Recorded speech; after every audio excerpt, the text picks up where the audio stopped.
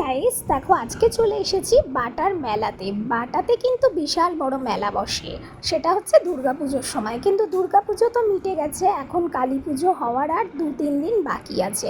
আজকে আমরা চলে এসেছি এই মেলাতে, কেন জানো তো? আমার মেয়েকে একটু ঘোরাবো বলে।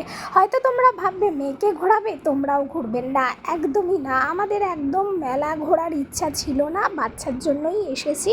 তো এখানে দেখো, এসে দেখছি এত সুন্দর সুন্দর রাইডস, এত লাইটিং দিয়ে সাজিয়েছে যে কি বলবো, মানে এত সুন্দর লাগছে, সেটা সামনে থেকে না দেখলে তোমরা বুঝতেই পারবে না। যদিও বা একটু ভিডিও ক্লিপ নিয়েছিলাম আমি, আর আমার মিস্টেকের কারণে অনেকটা ভিডিও আবার ডিলিটও করে ফেলেছি। এখানে দেখো একটা রাইডস বসেছে, বাচ্চাদের লাফালাফি করবে এর মধ্যে।